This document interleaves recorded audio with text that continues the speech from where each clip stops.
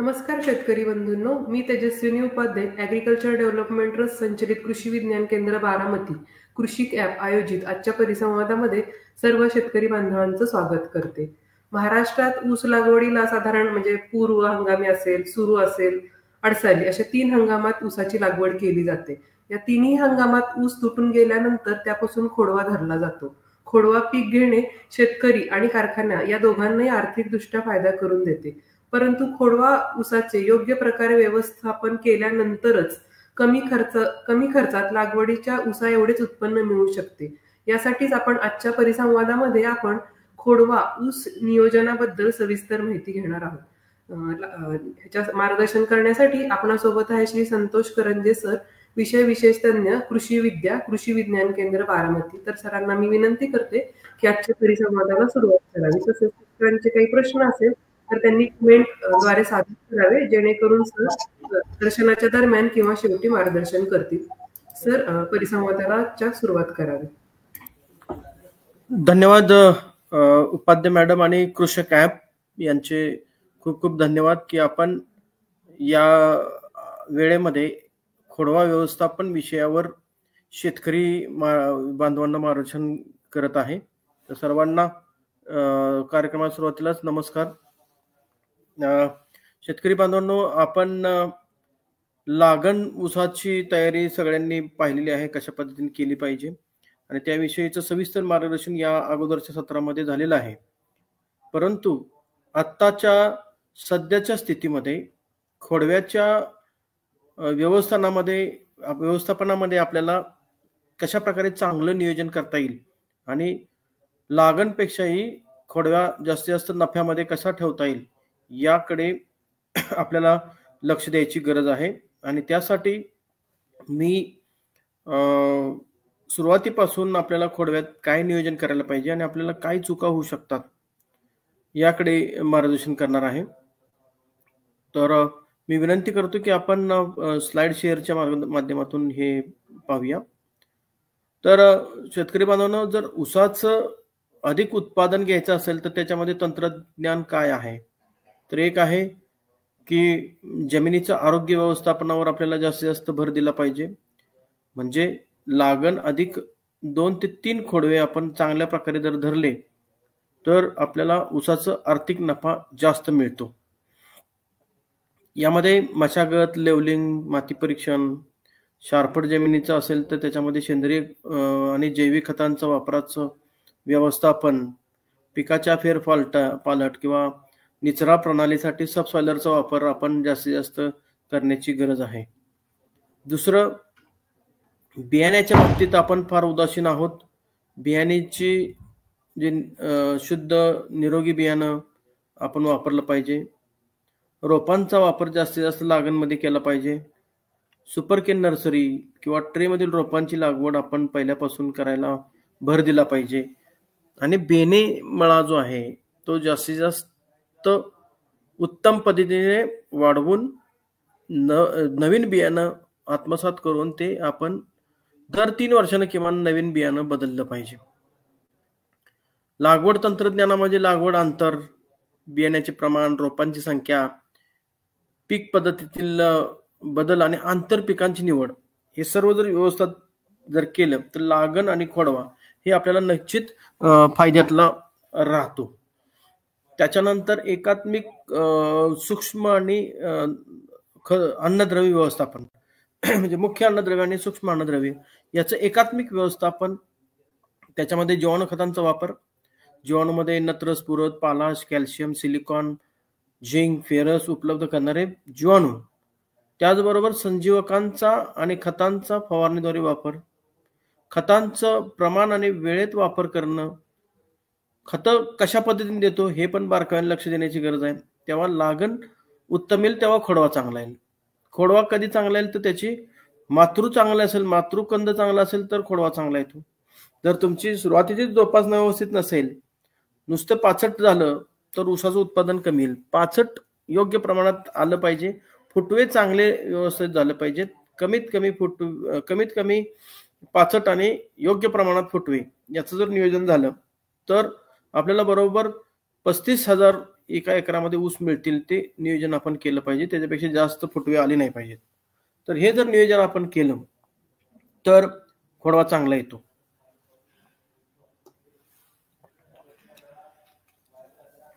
ठिबक सिंचनचा वापर आपण कटाक्षाने जर केला, पाण्याचं व्यवस्थापन जर योग्य प्रमाणात असेल आणि त्याच्यात ठिबक सिंचनचा वापर किंवा फर्टिगेशन म्हणजे खताचा वापर ठिबक मधूनच पाण्याबरोबर दिला तर त्याची कार्यक्षमता वाढते. पाठ पाणी देणार असेल तर लांब सरे पद्धतीने पाणी जास्त साठून राहणार नाही याचं नियोजन केलं पाहिजे.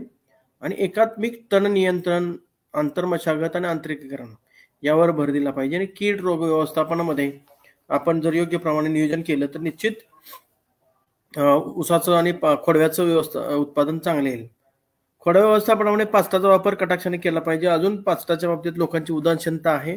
तर पाचट व्यवस्थापन करण्यासाठी लागण व्यवस्थित झाली तर पाचट निश्चित आपल्याला राखता येते आणि त्या पाचटाचा वापर हा उन्हाळ्यात जास्त होतो, त्याचा फायदा उन्हाळ्यात जास्त होतो.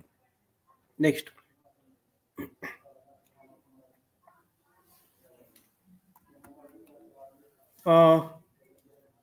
ऊसामध्ये 3 घटक महत्वाचे आहेत. एक तर बेणेमळा, लागण आणि खोडवा. लागण व्यवस्थित असेल तरच खोडवा आपला योग्य येईल आणि आता खोडवा चांगला येणार नाही. आता बेण्याची निवड आपण लागवड करताना योग्य असली पाहिजे. म्हणजे बेणे जाड असलं पाहिजे, लांब कांड्या, फुगीर डोळे. बेणेमळा हा बेणेमळ्यातीलच असावा. बेणे आपण कुठल्याही खोडव्याचं किंवा जून झालेल्या ऊसाचं बेणे निवडलं नाही पाहिजे. बेणे कीड आणि रोगमुक्त असावे. बेणे 9 ते 11 महिन्याचेच वयाचे असायला पाहिजे. बेण्याची शुद्धता 100% असावी आणि 3 वर्षातून एकदा ते बियाणं आपण बदललं पाहिजे. डोळे जुन झाले असल्यास ऊस बेण्याच्यासाठी वापरायचं नाही.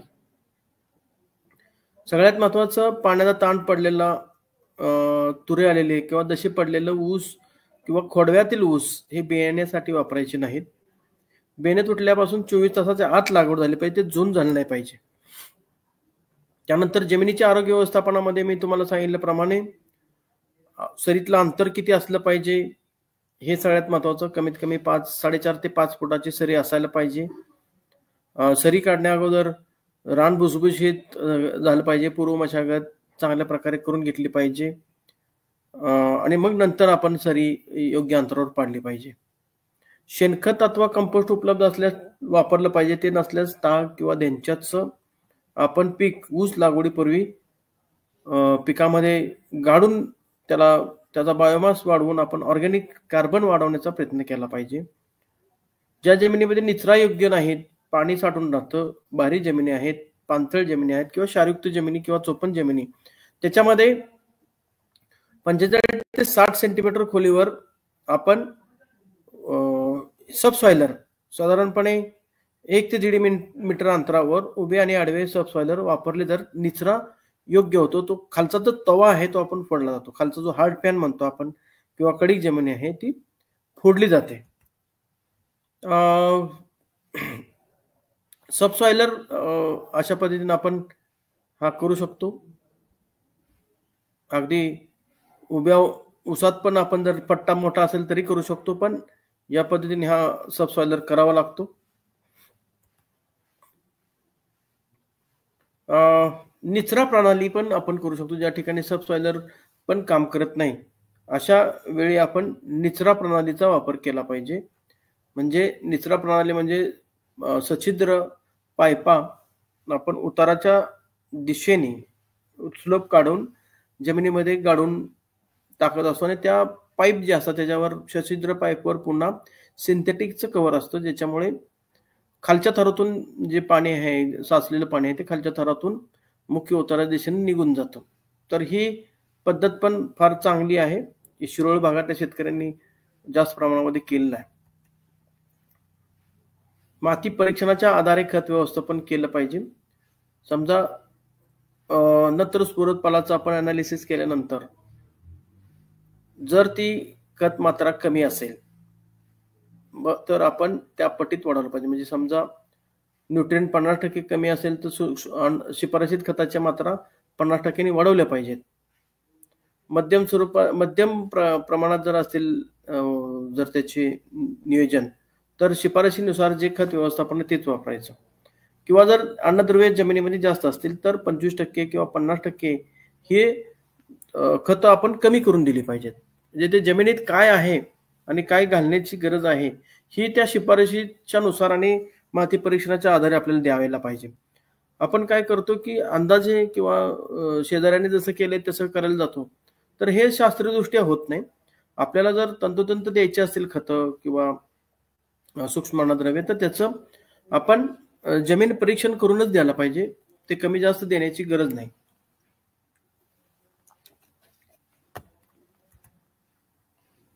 सगळ्यात महत्वाचा कार्बन म्हणजे आपण सेंद्रिय कर्ब म्हणतो तो आहे. तो जर योग्य असेल तर सगळी अन्नद्रव्य, सूक्ष्म अन्न घटक, जीवाणूंची संख्या हे जमिनीमध्ये योग्य प्रकारे वाढते. आणि मग ऑर्गॅनिक कार्बनवर आपण भर दिला पाहिजे. आणि तो वाढवण्यासाठी काय करता येईल तर आपल्याला जर आपण हे सेंद्रिय पदार्थ जमिनीतले जर वाढवले तर म्हणजे समजा एखादं शेणखत किंवा ग्रीन मॅन्युअर म्हणा किंवा कंपोस्ट खत वापरलं तर ते कव्हर म्हणून काम करतं की त्याच्यामुळे जमिनीची धूप थांबते. किंवा जास्त मशागत केली तरी ऑर्गॅनिक कार्बनचा ऱ्हास होतो. मशागत जास्त खोल करण्याची गरज नाही.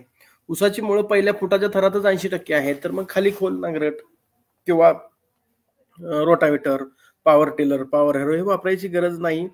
जेवढी कमी मशागत तेवढं उत्पादन चांगलं येतं. आणि ह्या सगळा जो काय बायोमास आहे, पाचट आहे, हे सगळं पीक आपल्याला देतोय ते आहे असं आपण जागेवर कुजवलं पाहिजे. तेव्हाच सेंद्रिय पदार्थ जमिनीत वाढतील.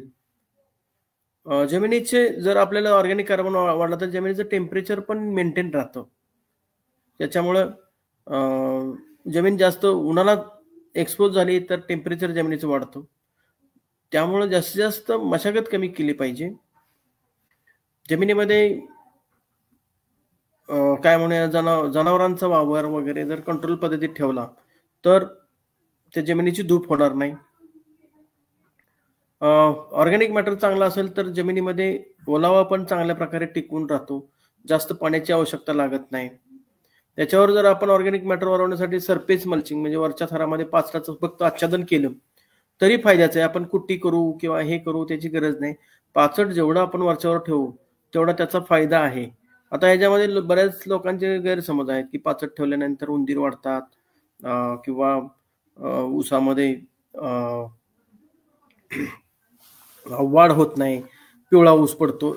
हे सगळ्या गोष्टीचा संभ्रम आहे. ऍक्च्युली पाचट जेवढं तुम्ही मध्ये दाबून त्याचं मल्चिंग कराल तेवढा त्या पिकाला फायदा जास्त होतो. ऑर्गॅनिक कार्बन वाढवण्यासाठी वरून आपण कंपोस्ट खत किंवा मॅन्युअर पण टाकू शकतो. हे सगळं जर असेल तर नायट्रोजनची लेवल म्हणजे नत्राची लेवल पण अप्रोप्रिएट म्हणजे योग्य प्रमाणात राहते. आणि ह्या सर्वच्या गोष्टीमुळे पिकाची उत्पादकता वाढते आणि मुळांची आणि त्याच्या येणारी ऊसांची संख्या याचा रेशो योग्य प्रमाणात राखला जातो की जे आपण ऑर्गॅनिक मॅटर जर वाढला योग्य राखला तर. जर हे ऑर्गॅनिक मॅटर योग्य नसेल तर मग हे सगळ्या गोष्टीमध्ये आपण लॉस त्याच्यामध्ये येणारे हे सगळ्या गोष्टी आपल्याला ऱ्हास होऊ शकतो. म्हणून जमिनीची सुपीकतेकडे आपण लक्ष दिलं पाहिजे. ते कमी होऊ द्यायला नाही पाहिजे. जर जमिनीची सुपीकता कशामुळे कमी होते तर एक आहे की आपण जर दुर्लक्षित मशागत किंवा लागवड तंत्रज्ञान योग्य वापर नाही, उष्णतेमुळे नैसर्गिकरित्या अन्न घटकाचं विघटन जास्त प्रमाणात होऊ शकते. कारण जे आपण सगळ्या जमिनी एक्सपोज करतो, जेवढं नांगरट कराल तेवढं सगळे ऑर्गॅनिक मॅटर उडून जातोय. तो उडून जाणार नाही.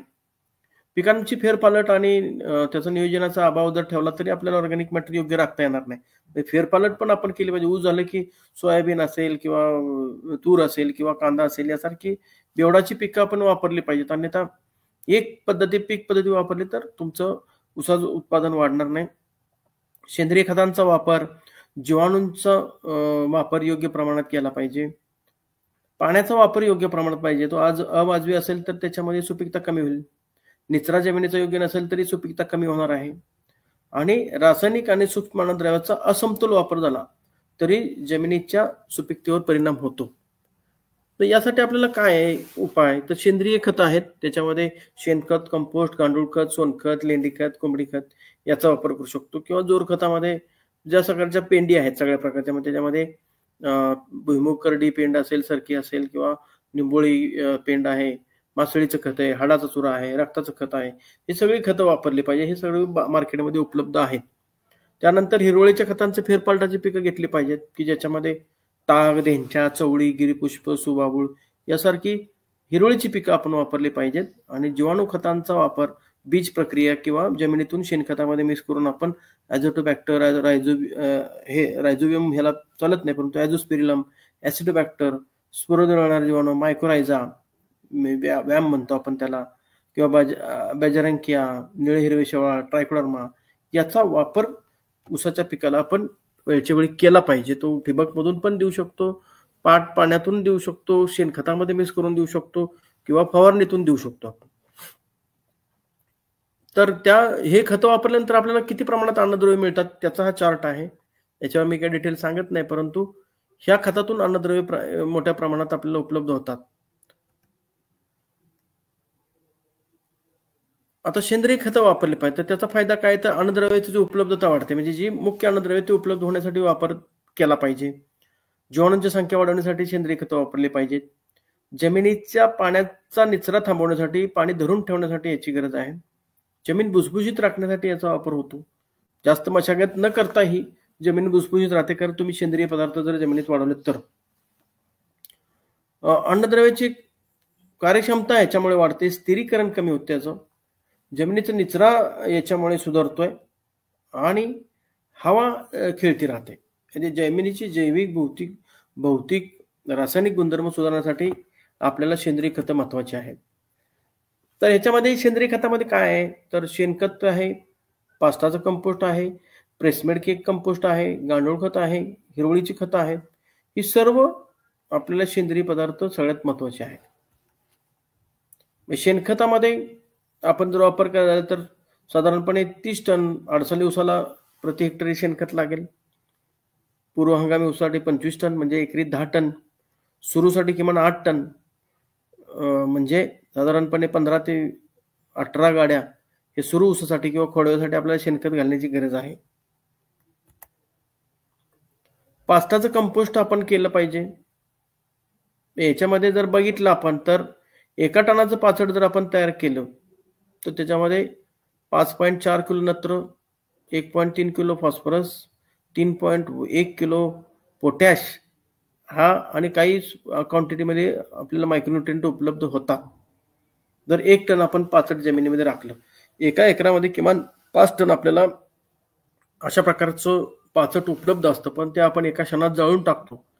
म्हणजे आपण हे सगळे अन्नद्रव्य जाळून टाकतो आणि जमिनीचाही आपल्याला सुपीकता, भौतिक गुणधर्म सुधारण्याचं जे काही महत्वाचं घटक आहे ते आपण जाळून टाकतो. तर शक्यतो आपण त्याचा वापर केला पाहिजे, ते वाया घालवलं नाही पाहिजे. जे 1 हेक्टरमध्ये किमान 50 किलो नत्र, 30 किलो स्फुराद आणि 100 किलो पालाश हा आपण तयार करतो तो वाया घालू शकतो.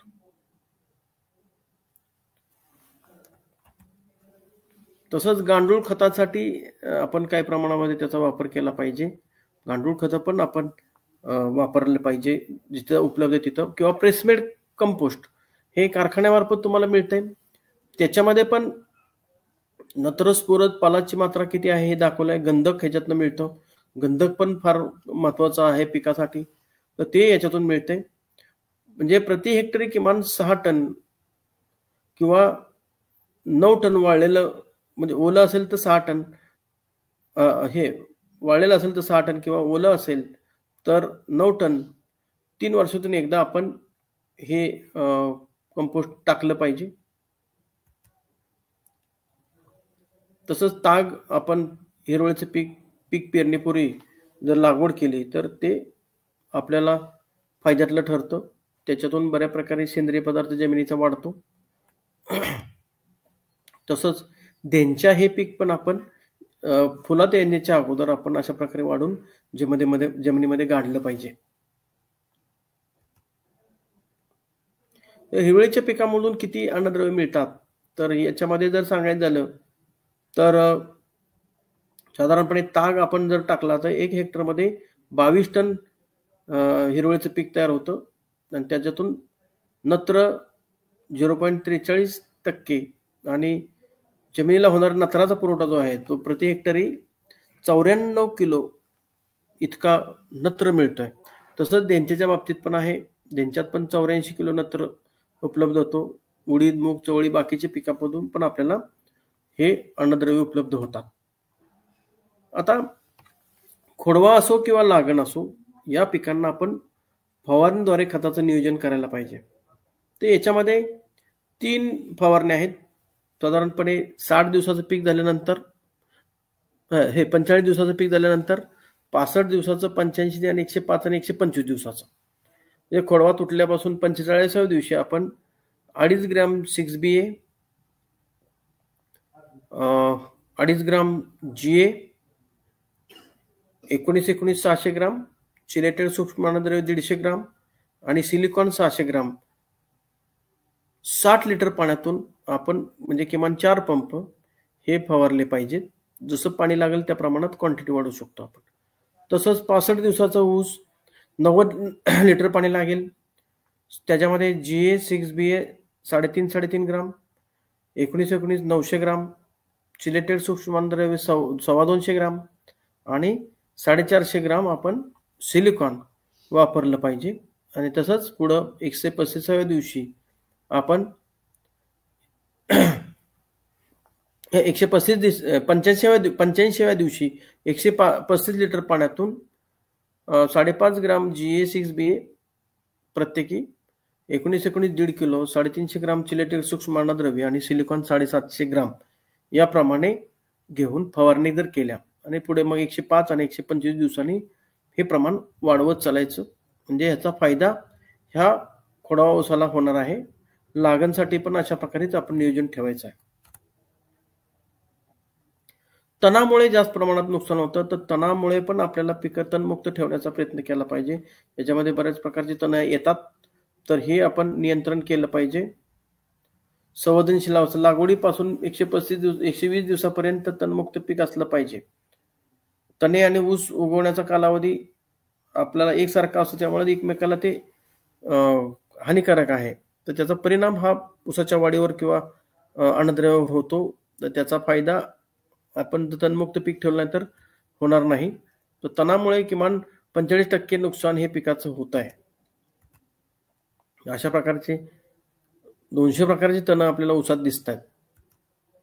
हे लागवडी उगवायच्या आधीच तण दिसतील तुम्हाला. तर नियोजन नाही केलं किंवा वेलवर्गीय तण हे खूप प्रकारात येतात, अगदी ऊसावर पूर्ण वरपर्यंत चढतात आणि नुकसान करतात.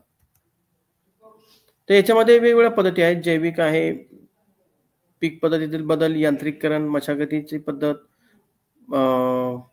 त्याच्यानंतर रासायनिक तण नियंत्रणाचं व्यवस्थापन, या सगळ्याचं नियोजन आपण करू शकतो. तर मग आपण तणनाशक वापरताना कुठली वापरली पाहिजे, तर पीक उगवणीपूर्वीची तणनाशक म्हणजे ऊस लागणीनंतर 3 ते 4 दिवशी पीक आणि तण उगवायच्या आधी आपण फवारणी केली पाहिजे. ज्याच्यामध्ये अट्राजिन आणि मेट्रिब्युजिन हे दोन्ही पैकी एक तणनाशक आपण वापरू शकतो. 50% ने 70% क्रियाशील घटक असणार आहे. तर ते हेक्टरी 500 लिटर पाण्यामध्ये किंवा 10 लिटरच्या पाण्यात जर प्रमाण सांगायचं झालं तर अट्राजिन 40 ते 80 मिली आपण घेऊ शकतो. मेट्रिब्युजिन 30 ते 40 मिली आपण 10 लिटर पाण्यात घेऊ शकतो. त्याच्यानंतर लागण्यानंतर सोडियम 2,4-D सोडियम सॉल्ट किंवा मेट्रिब्युजिन अधिक 2,4-D सोडियम क्षार हे एकत्रित घेऊन आपण फवारणी करू शकतो. त्याचं प्रमाण जर 2,4-D घ्यायचं असेल सोडियम सॉल्ट मधलं तर ते 50 ते 65 ग्राम आपण 10 लिटर पाण्यात घ्या. मेट्रिब्युजिन 15 ग्राम अधिक 25 ग्राम 2,4-D 10 लिटर पाण्यात घ्या. किंवा हॅलोसल्फुरान मिथाइल हे आपण 75% बेसिकली लवाळ्यासाठी, लवाळ ज्या क्षेत्रात आहे त्या ठिकाणी ओल असताना 1.8 ते 30 मिली आपण हॅलोसल्फुरान मिथाइल घेऊ शकतो. त्याच्यानंतर हॅलोसल्फुरान मिथाइल प्लस मेट्रिब्युजिन एकत्रित असणारे घटक पण आहे. याच्यामध्ये हॅलोसल्फुरान मिथाइल हे 30 मिली प्रति 10 लिटर पाण्यामध्ये घ्यायचं आहे. आणि हॅलोसल्फुरान मिथाइल प्लस मेट्रिब्युजिन जर आपण घेतलं तर मेट्रिबिजिन 1.8 ग्राम आणि हॅलोसल्फ्युरान मिथाइल 30 मिली या प्रमाणे आपल्याला घ्यायचं आहे. त्याच्यानंतर ग्लायफोसेट आपण घेऊ शकतो, जे फक्त ऊसावर नाही, फक्त ते तणांवरच पडेल याप्रमाणे नियोजन करायला लागेल. ऊस पिकातील संपूर्ण यांत्रिकीकरण. तर ह्या यांत्रिकीकरणासाठी आपण म्हणजे पूर्व मशागतीसाठी पण यांत्रिकीकरण आहे. ऊस लागवडीसाठी कांडी लावण्याचे किंवा रोप लावण्याचे मशीन आहेत. रोप तयार करण्यासाठीचे मशीन आहेत. पाण्यासाठी ठिबक सिंचनाचा वापर किंवा आंतरमशागतीसाठी पॉवर टिलर किंवा अवजार जे आहेत भरणीची, ती मोठ्या ट्रॅक्टरची, बारक्या ट्रॅक्टरची वापरू शकतो किंवा हार्वेस्टिंग मशीन पण आहे. तर पूर्ण यांत्रिकीकरण आपल्याला करणं शक्य आहे. आता आधुनिक खोडवा व्यवस्थापनामध्ये सगळ्यात महत्वाचं जे आहे ते आपण सर्वसाधारणपणे खोडवा धरताना 15 फेब्रुवारी पर्यंत ऊस तुटला त्याला धरला पाहिजे. त्याच्या पुढे शक्यतो खोडवा धरायचा नाही. खोडवा व्यवस्थापनामध्ये खोडवा राखताना पाचट न जाळता जागच्या जागी ठेवायचं. कधी पाचट जाळायचं नाही. ते पूर्ण दाबून मध्ये घ्यायचं. त्याची कुट्टीही करण्याची गरज नाही. ऊसाचे बुडके जमिनीलगत छाटून घ्यायचे. लगेच ऊस तुटल्यानंतर लगेच पाचट एका बाजूला दाबून बुडके जे ओपन आहेत ते जमिनीबरोबर कोयत्याने किंवा मशीननी छाटून घ्यायचे आणि छाटलेल्या बुडक्यावर 0.1% 22 या बुरशीनाशकाची फवारणी करायची. पास्टावर प्रति हेक्टरी 80 kilo urea, 100 kilo single super phosphate आणि 10 किलो पाचट कुजवणाऱ्या जीवाणू संवर्धनाचा समप्रमाणात पसरून आपण टाकायचं आहे. पहिली खत मात्रा खोडवा ठेवल्यानंतर 15व्या दिवशी द्यायची एका बगलीला पारीच्या साहाय्याने. दुसरी खत मात्रा विरुद्ध बाजूस पारीच्या साहाय्याने 135व्या दिवसाने द्यायची आहे. तर याच्यामध्ये जी खत मात्रा आहे त्याच्यामध्ये समजा आता ही सरळ खतातून दिली आहे, पण एखाद्याच्या जमिनीमध्ये कॅल्शियम जास्त असेल तर सुपर फॉस्फेट न घेता आपल्याला ती खत मात्रा बदलावी लागेल. साधारणपणे 15व्या दिवशी आपण 275 किलो युरिया प्रति हेक्टरी, 355 किलो सिंगल सुपर फॉस्फेट आणि 95 किलो म्युरेट ऑफ पोटॅश हे खत आपण पारीच्या साहाय्याने एका बगलीला द्यायचं. तेवढीच खत मात्रा विरुद्ध दिशेने पारीच्या साहाय्याने साधारण 6 इंच खोल, खोडाच्या बुडक्यापासून 6 इंच बाजूला आणि 6 इंच खोल हे आपल्याला द्यायचे आहे. तर अशा प्रकारे हे पाचट आपण बाजूला सारून घ्यायचे आणि खोडे तासून घ्यायचे. त्याप्रमाणे त्याच्यावर फवारणी करायची आणि मग पाचटावर आपण जीवाणू संवर्धन किंवा युरिया आणि सुपर फॉस्फेट टाकायचं आहे आणि अशा प्रकारे पारीच्या साहाय्याने खत द्यायचे. आपण मल्चरच्या साहाय्याने पण वापर करू शकतो. अगदी जास्त पाचट झाले असेल, बसत नाही, त्या ठिकाणी मल्चरचा वापर करायला पाहिजे, म्हणजे त्याची कुट्टी व्हायला आणि तो जागेवर बसेल. तर अशा प्रकारचे स्टबल शेवर म्हणजे हे मशीन आहे. ह्याच्यामधून बगला पण फोडले जातात आणि त्याच्यामध्ये खत पेरून दिलं जातं. बगला फोडायचं एवढ्यासाठी की त्यात खत पेरून देता यायला पाहिजे, नाहीतर जास्त मशागत करण्याची गरज राहत नाही. आणि हे जे खालचे ब्लेड आहेत हे उसाला बुडक्याबरोबर छाटून घेतात, त्याच्यामुळे बुडके जे आहेत ते जमिनीवर लगत तासले जातात. तर आपण पारीच्या साहाय्याने जर खत देतोय तर ह्या प्रकारची पार आपण तयार करून घ्यायची पोकळ. तर हे जे पाईप आहे हे साधारणपणे 130 सेंटीमीटरची आहे, जे साधारण 4 फूट लांबीची पाईप आहे. साधारण 2.5 सेंटीमीटर रुंदीची पाईप हातात धरता येईल अशा पद्धतीने. त्याच्यानंतर हा गोल आहे, हा 7 सेंटीमीटरचा आहे, 22.5 सेंटीमीटर व्यासाचा आहे आणि ह्याचा जो शंकू आहे हा उंच 22.5 सेंटीमीटर आहे, म्हणजे बरोबर 6 इंच खोल याचा हा आपल्याला शंकू तयार होतो. आणि तेवढ्या प्रमाणात हा शंकू तयार झाला की याच्या ही जी गोल चकती आहे ह्याचा फायदा असा होतो की पार रावताना ह्याच्यावर आपण पाय देऊन पण दाबू शकतो, म्हणजे सहज जमिनीमध्ये जाते, म्हणजे त्याला ताकद लावायची गरज नाही. पार फक्त जमिनी टेकवली आणि याच्यावर उभा राहिलो की ही साधारणपणे 22 सेंटीमीटरचं खोल खड्डा तयार करते आणि त्याच्यात मग खत टाकता येतो. तर अशा प्रकारे खोडवा आपला तयार होतो.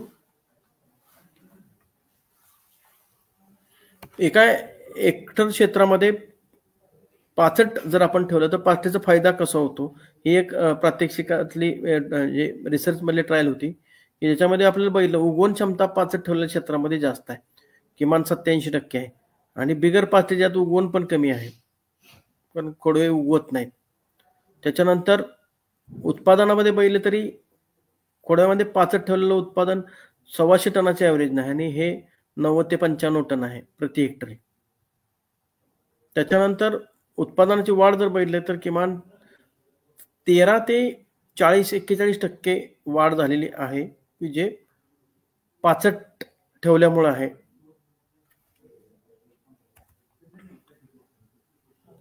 कीड व्यवस्थापनामध्ये पण लक्ष दिलं पाहिजे. खोडकिडीचं व्यवस्थापन, उशिरा जर खोडवा राखला 15 फेब्रुवारीच्या पुढे तर त्याच्यामध्ये खोडकिडा येतो, आणि ज्या ठिकाणी खोडव्याला पाण्याचा ताण पडतो त्या ठिकाणी जास्त प्रमाणामध्ये खोडवा येतो. तर त्यासाठी जैविक पद्धतीने आपण कामगंध सापळे, चिकट सापळे, ट्रायकोकार्ड्स किंवा मॅट्रायझियम सारखे जैविक औषधं ही जमिनीमध्ये टाकली पाहिजेत, जेणेकरून आपण खोडकिडीचे अंश पण जमिनीतून नष्ट करू शकतो. किंवा मायक्रोमस नावाचं जे परभक्षी कीटक आहेत, किंवा डिफा ॲफिडोरा, हे लोकरी माव्यासाठीचे पण आपल्याकडे काही परभक्षी कीटक आहेत, ते आपण सोडले पाहिजेत, जेणेकरून या लोकरी माव्याचं पण नियंत्रण आपल्याला करता येईल. तर हे खोडकिडीसाठी आपण क्लोरॅनट्रॅनिप्रोलचं फवारणी घेऊ शकतो. खोडवा झाल्यानंतर ट्रायकोकार्ड वापरून आपण फेरोमेन ट्रॅपचा वापर करू शकतो. सापळे लावल्यानंतर त्याच्यामध्ये काय होतं की कीटक जे आहेत त्याचे उपयुक्त हानिकारक कीटक आहे त्याचे पतंग ह्याच्यामध्ये आपण ट्रॅप करू शकतो, की ज्याच्यामुळे खोडकिडीचं जे काय नुकसान होणार आहे ते आपण टाळू शकतो, आणि सापळे लावल्यामुळे आपल्याला त्या किडीचा अनुमान लावू शकतो की आपल्या पिकामध्ये नुकसान होण्याचे चान्सेस किती आहेत. तर तसेच सापळ्यामध्ये जर पतंग येऊन पडले की लगेच आपण रासायनिक औषधाचा वापर करू शकतो, अन्यथा नुकसान झाल्यानंतर आपण काही करू शकत नाही. त्याचप्रमाणे लोकरी मावासाठी कोनोमात्रा आणि मायक्रोमस नावाचे परभक्षी कीटक आपण सोडू शकतो, किंवा ते जर शक्य नसेल तर फोरेट 10% दाणेदार 15 ते 20 किलो प्रति हेक्टरी आपण 9 महिन्यापर्यंत उसाला वापरू शकतो. हुमणीचं पण महत्वाचं आहे. हुमणीचा प्रादुर्भाव जास्त होतो, तर त्या अवस्था आहेत अंडी, अळी आणि कोश आणि पतंग अडल्ट. तर हे भुंगेरे आपण नष्ट करण्यासाठी प्रयत्न केले पाहिजेत. ह्या पुढच्या अवस्था आपल्याला येण्याची गरज नाही. भुंगेरे किंवा ह्या अवस्थेमध्ये अंडी अवस्था आपण जर असेल तर मॅट्रायझियम नावाचं जैविक कीटकनाशक आपण जमिनीत टाकलं तर हे अंडी नष्ट होतात, तर त्याचाही वापर आपण जमिनीत केला पाहिजे. एकात्मिक हुमणी नियंत्रणासाठी जमिनीची उभी आडवी खोल नांगरट करा, प्रकाश सापळ्यांचा वापर करा, पोटभुंगे उन्हाळ्यानंतर पहिला पाऊस पडतो त्यावेळी जमिनीखाली विशेष करून लिंबाच्या झाडाखाली आपण जर असे सापळे लावले तर त्याच्यामध्ये हे भुंगे गोळा होतात. शेणखतातील हुमणीच्या अळीचे नियंत्रण करायला पाहिजे आपण. निंबोळी पेंडीचा जास्त वापर केला पाहिजे. सापळा पिकांचा वापर किंवा पक्षी थांब्याचा वापर, आळी वेचण्याचं काम आपण केलं पाहिजे. मोकाट पद्धतीने पाणी देणे आपण जर दिलं, ओल ज्या जमिनीमध्ये टिकून ठेवली तर हुमणीचं नियंत्रण करू शकतो. कोरड्या जमिनीत हुमणी जास्त प्रमाणात वाढते. त्यानंतर कॅस्टर सोल्युशन ट्रॅप, म्हणजे कॅस्टर ऑइल पासून बनवलेला जो ट्रॅप आहे तर त्याच्याकडे जास्त अट्रॅक्ट होतात हे पतंग, तर त्याच्यामध्ये आपण हे किडे नियंत्रण करू शकतो. जैविक मध्ये मॅट्रायझियम अॅनिसिपोली जे आहे त्याचा वापर आपण करू शकतो, आणि मग रासायनिकचा वापर आपण शेवटी करू शकतो. तर हे जैविक उपाययोजना जसं सांगितलं आहे बिवेरिया किंवा मॅट्रायझियम, तसं रासायनिकमध्ये फिप्रोनिल, फोरेट, लॅसिंटा यासारखं आपण कीटकनाशक जमिनीमध्ये वापरू शकतो. त्यानंतर तांबेरा रोग पण येतोय, त्याचे नियंत्रण आहे. तर अशा कीड रोग व्यवस्थापन पण आपल्याला लक्ष देण्याची गरज आहे. खोडवा जास्तीत जास्त उत्पादन घेण्याचा आपण लक्ष दिलं पाहिजे, कारण लागणपेक्षा किमान 50% खर्च हा आपला वाचतो. लागणपेक्षाही आर्थिक निव्वळ नफा जर बघितला तर तो खोडव्यामध्ये जास्त येतो.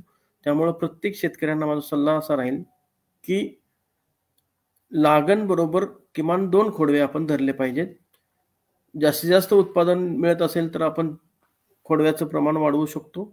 कारण जमिनीची मशागत जास्त करण्याची गरज राहत नाही. कुठेही खोडवा व्यवस्थापनामध्ये बगला फोडणी किंवा आंतर मशागत करणे ह्या गोष्टी जास्त करण्याची गरज नाही. जेवढं तुम्ही पाचट जमिनीमध्ये आच्छादन करून ठेवाल तेवढा फायदा उन्हाळ्यामध्ये होतो. अन्यथा उन्हाळ्यामध्ये पाणी कमी पडल्यामुळे ऊस मरतो. बऱ्याच अंशी पाणी कमी पडतं. या वर्षीची परिस्थिती चांगली आहे म्हणून आपण पाचट कुट्टी किंवा पाचट पेटवणं ह्या प्रकार करण्याची गरज नाही. जिथं आवश्यकता आहे तिथं पाचट कुट्टी करा. जिथं गरज नाही त्या ठिकाणी फक्त पाचट दाबून मल्चिंगचा वापर करा. त्याचा फायदा जास्त होतो. ऊस पिवळा पडणे, खोडवा पिवळा पडणे किंवा गवती वाढ होणे याचं मुख्य कारण आहे की आपण अतिरिक्त मशागत करतो. त्याला 0 मशागत किंवा कमीत कमी मशागतीचा प्रयत्न करा. निश्चित खोडवा पण चांगला येतो आणि पाण्याचं व्यवस्थापन मोजकच करा. अति पाण्याचा वापर केला तरी खोडवा चांगला येणार नाही. एवढंच मी आपल्याला सांगतो. याच्यामध्ये आपल्याला मोठी बांधणी, बाळ बांधणी खोडव्यामध्ये करण्याची गरज नाही. 0 मशागत मध्येच आपण खोडव्याचं व्यवस्थापन चांगल्या प्रकारे करू शकतो. एवढंच सांगतो. आणि आपले काही प्रश्न असतील तर आपण जरूर विचारा. कमी वेळामध्ये जास्तीत जास्त माहिती सांगण्याचा मी प्रयत्न केला कारण वेळ बंधन पाळावं लागतं.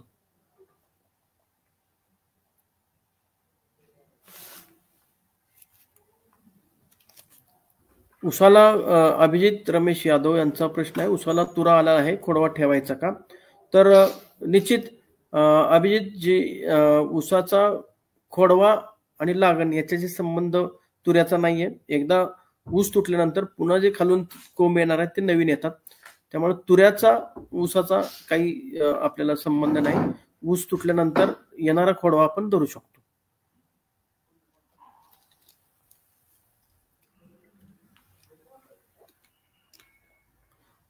संदीप नवले, खोडवा ऊसात आंतरपीक घेता येते का? तर निश्चित आपल्याला खोडवा ऊसात आंतरपीक घेता येतील.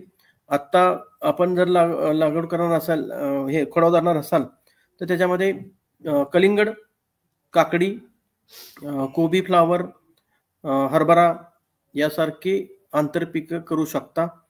निश्चित खोडव्यामध्ये कलिंगड तर खूप चांगले येतं. माझा असा अनुभव आहे की किमान 15 ते 20 टन कलिंगडचं उत्पादन आपण काढलेलं आहे. याच्यामध्ये शक्यतो जे मोठे कलिंगडचे बियाणे आहेत 60 दिवसामध्ये येणारे वाण, मोठे म्हणजे आकाराने मोठे येणारे किंवा तपकिरी रंगाचे पट्ट्याचे जे कलिंगड येतात ते आपण वापरले पाहिजे किंवा मोठे साईजचे कलिंगड येणारे ते वापरले पाहिजे.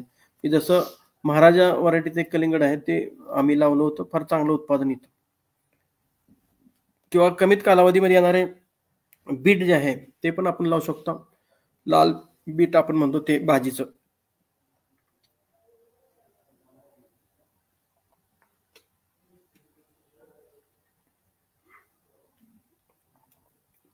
अजून कोणाचे प्रश्न आहेत का?